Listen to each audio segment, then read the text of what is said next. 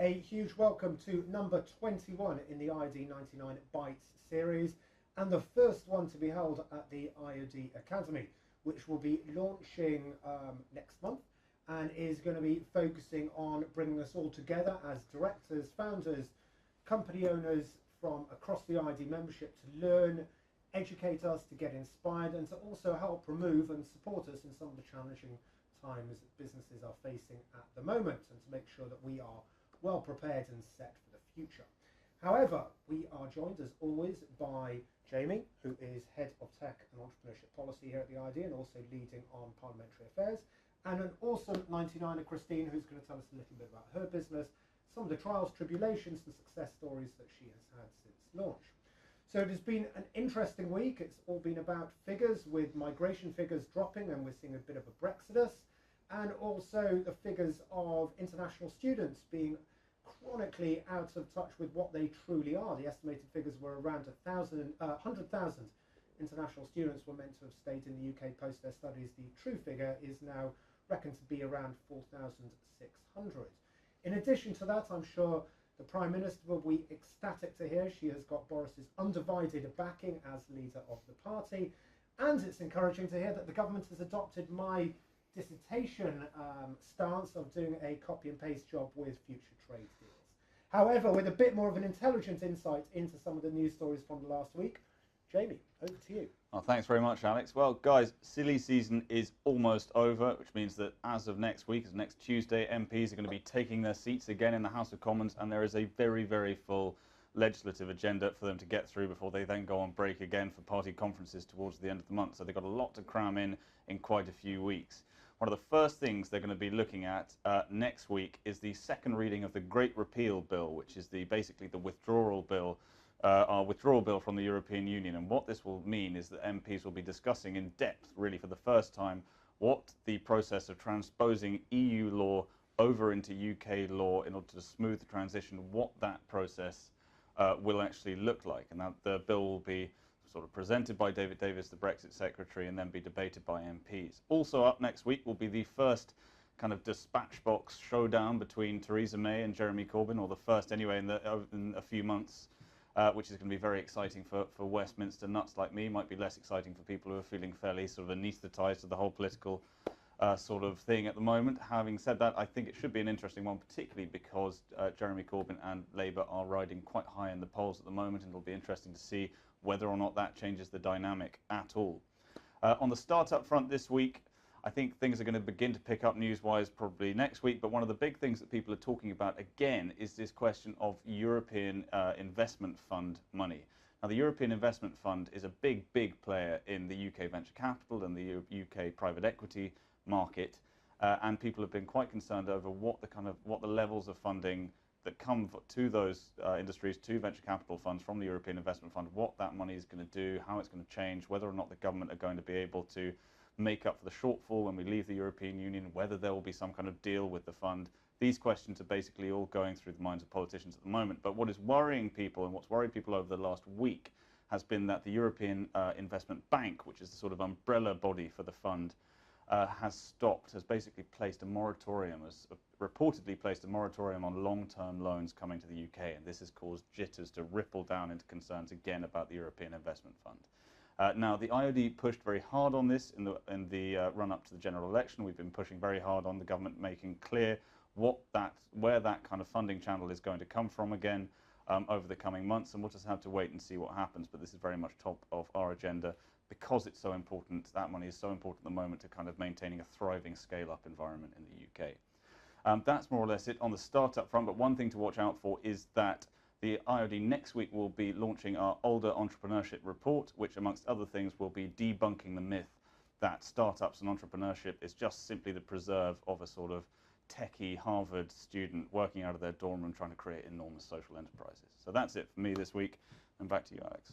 Jamie, thank you so much for that. Obviously, on the European Investment Fund, this is quite a cause for concern, because the UK has done relatively well out of European-funded projects from a business perspective, Horizon 2020 on the R&D front. I mean, government is going to take this seriously, aren't they? They're somehow going to have to find at least partially plug the gap that is going to be left. They will have to take it seriously, and they're already taking it seriously. I mean, it was mentioned in the Tory manifesto that they were going to look possibly at having the British Business Bank, which is our own kind of development bank, to sort of pick up the shortfall that we lose out of the European Investment Fund. But there are sort of questions over whether or not they'll be able to pick up the entire shortfall, what it will look like, sort of in terms of whether it'll be an entirely new fund or whether they'll come up with a bunch of different funds in order to do a couple of different things, kind of target different parts of the startup market, different sizes of business, that kind of thing. So yeah, they are looking at it. They're consulting on it at the moment with something called the Patient Capital Review that looks at long-term investment into the UK. But as yet, there's no firm decision, so no clarity for firms, and particularly venture capital funds, on what that funding stream is going to do. And I think that's a worry. And for us who are not within policy circles, you and the team are working quite heavily in you mentioned party conferences, in the run-up to party conferences, and doing initiative around there to get 99 voices and full member voices heard by the leaders of the party and by opposition, etc., and relevant ministers and SPADs and things like this. Can you give us a bit of an insight into what is going on there, what it will look like from your perspective? Well, from our perspective, I mean, we have sort of a sort of constant rotation of kind of meetings with senior ministers and with MPs and senior stakeholders throughout the year. What party conferences are usually an opportunity for the party faithful to come together, and also for the party to be able, individual parties to be able to kick around policy ideas sort of within their own camps, as it were. And so what we'll be doing up there is just using it again as an opportunity to, first of all, kind of boost local and local membership and look at the regions where these kind of parties are decamping to, and making sure that that kind of local branches. So quite a local focus. They do. I mean, Labour's going to be in Brighton, and then Tories are going to be in Manchester. So it'll be a good opportunity for IoD South and IoD West Midland, and IoD North West as well, to get their kind of voices heard and get out there. And from our point of view, a lot of it will be making sure that members of our policy team, myself, are sort of sitting on panels and debating various policy issues with the right people, and just keeping up that constant sort of roster of engagement across the piece, really. Fantastic. Jamie, thank you so much. I'm sure we'll come back to one or two points, especially around the Brexit era, which, Christine, you might have a view on. But Christine, let's hear a little bit about your business, what you're up to, what you're doing, and a bit about your journey to get to where you are. Sounds good. My name is Christine Locher. I work in leadership and organizational development, and my key topic is really about values. So what I do is I explore the values with a leader and their organization, and so we basically go deep, and then we make it practical. And I find, especially with entrepreneurs, it's a really, really fascinating group to work with, because very often as an entrepreneur there is something within you that wants out, and very often it has to do with your values, with a problem you see, a pain point you experience that you then want to fix for other people, and that's very often what people build their business around. So values are really front and center, and I find, especially as organizations start growing, or if it's an existing organization, if it's undergoing big changes, values are a really key anchor point. It's almost the first principles you want to tie everything else back to. So I find this work immensely gratifying, and I'm really, really passionate about that. Christine, that is brilliant. It must be fantastic working with startups who've got a passion and then trying to make sure they follow those values, especially as the business grows. In relation to your own growth journey, what does that look like, and what does the future look like as well? What are the sort of, have you faced any challenges? Are there any things you'd like to tell your younger self, or any other startups watching this that you'd like to say, well, you know, you might want to steer clear of this or be aware of that before you go down this journey? I'm trying to follow the model that I'm also then using on others. So I've done quite a bit of soul searching before I started, along the lines of who am I and what is it I want to bring out there.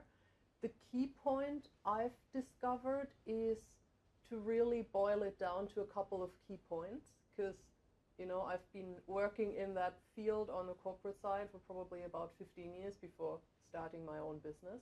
And there are so many different things you could be doing for so many different people, and then it gets really confusing for everybody else and also for yourself. So really focus what the thing is you're trying to do, and build on that, and then you can kind of branch out from there.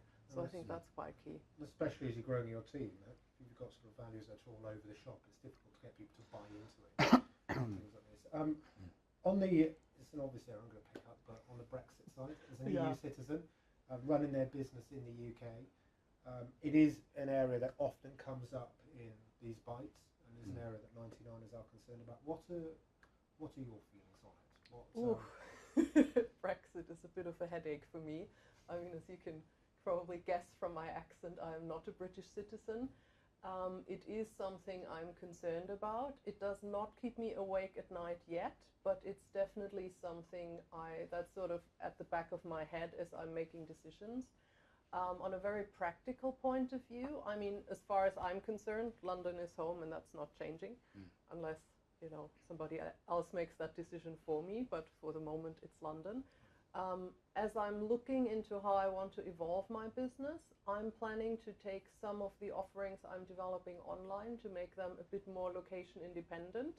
First of all, because I think that's an interesting niche to go into, but also to be flexible if I have to be. And secondly, I've also started, I've sort of increased the pace of networking on the other side of the channel. So I've started going to events in Berlin and Paris and Amsterdam and so on, just to cover the bases as well. And Jamie, this is obviously, you know, we want to ensure we attract the right talent to the UK, talent like Christine, people here who are setting up businesses, the wealth, job and skill creators we need for our economy. Going forward, the Mayor of London is doing a big thing about, you know, London is open and attracting that. It's a big area for the policy unit at the moment, isn't it? It's a big thing that government needs to get right, and it's a massive transition thing as well. You're right. It's a massive area for IoD policy. It's a massive area for businesses in general. Whether it's attracting startup founders to the UK because we want to have a sort of thriving startup ecosystem, because people, migrants coming to the UK are actually more likely to start businesses as well, and that's another key thing which people tend to forget.